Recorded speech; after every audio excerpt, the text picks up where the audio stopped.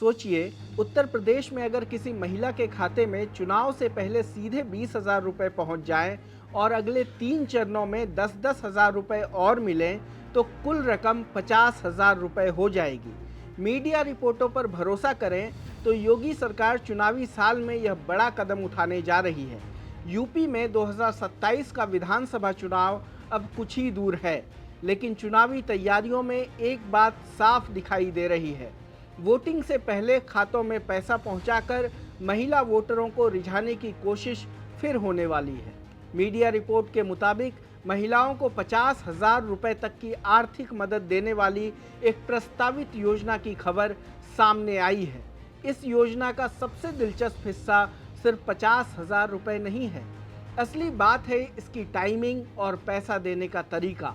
Media reports में कहा जा रहा है कि सरकार के स्तर पर जिस प्रस्ताव पर चर्चा चल रही है, उसमें महिला लाभार्थियों को चुनाव से पहले पहले 20,000 रुपए देने की बात है। इसके बाद 10-10 हजार रुपए की 3 किश्तें और दी जा सकती हैं।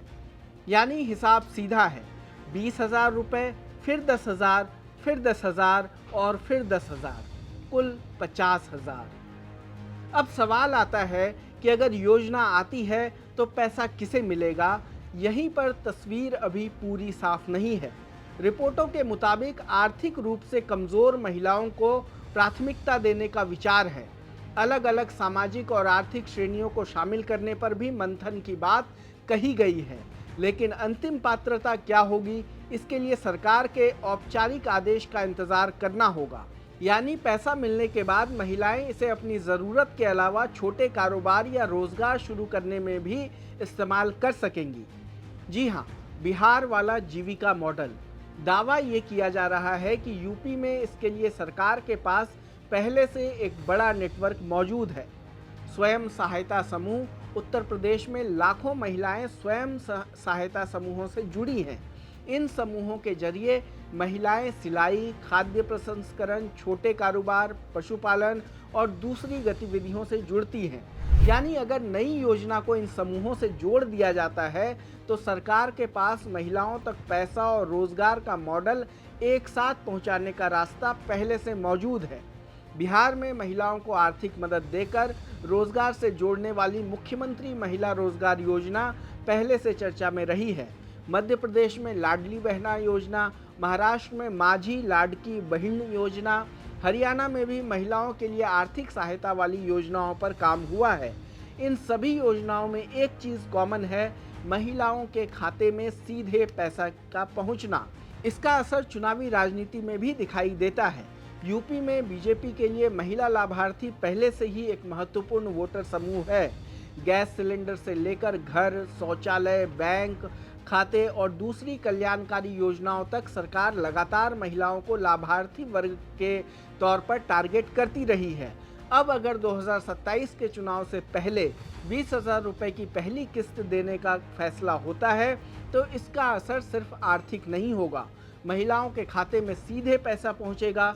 योजना का लाभ लेने वाली महिला को आगे की 3 किस्तों का भी इंतजार रहेगा और अगर सरकार फिर सत्ता में आती है तो बाकी 30,000 रुपए देने का वादा इस योजना को चुनावी राजनीति से जोड़ देगा। यही वजह है कि इस प्रस्ताव की तुलना बिहार की महिला केंद्रित योजनाओं से की जा रही है। लेकिन यहाँ एक बड़ा सवाल भी है, सरकार को इस योजना पर कितना पैसा खर्च करना पड़ेगा अभी यह साफ नहीं है, क्योंकि जब तक लाभार्थियों की संख्या तय नहीं होती तब तक कुल बजट का अंदाज़ा भी नहीं लगाया जा सकता। मान लीजिए 10 लाख महिलाओं को 50,000 रुपये दिए जाए तो कुल रकम 5,000 करोड़ रुपए होगी और अगर लाभार्थियों की संख्या 50 लाख हुई तो यही रकम 25,000 करोड़ रुपए तक पहुंच जाएगी। इसलिए असली तस्वीर तब सामने आएगी जब सरकार बताएगी कि कितनी महिलाओं को इसमें शामिल किया जाएगा, इसके लिए कितना बजट रखा जाएगा। फिलहाल सबसे अहम बात यही है कि यूपी में महिलाओं को 50,000 रुपये देने की योजना की चर्चा ज़रूर है, लेकिन अभी पैसा मंजूर नहीं हुआ है। योजना प्रस्तावित है। 20,000 की पहली किस्त भी अभी तय नहीं मानी जा सकती। अगर सरकार इस प्रस्ताव को मंजूरी देती है और चुनाव से पहले पहली किस्त जारी करती है, तब यह 2027 के चुनाव में बीजेपी का बड़ा महिला केंद्रित दांव बन सकता है। हालांकि यहां बार बार साफ कर देना ज़रूरी है कि अभी यह योजना मंजूर नहीं हुई है, कैबिनेट से मंजूरी की बात सामने नहीं आई है, लाभार्थियों की अंतिम सूची तय नहीं है, इसलिए फिलहाल इसे सरकार के स्तर पर विचाराधीन योजना के प्रस्ताव के तौर पर ही देखा जाना चाहिए। लेकिन अगर ऐसा हुआ तो यूपी की चुनावी लड़ाई में सिर्फ ये नहीं रहेगा कि कौन किस जाति का वोट ले रहा है, लेकिन यहाँ रुकना ज़रूरी है। सवाल ये भी होगा कि किसके खाते में कितना पैसा पहुँच रहा है। लोकमत हिंदी की यह रिपोर्ट आपको कैसी लगी, हमें कमेंट बॉक्स में बताएं।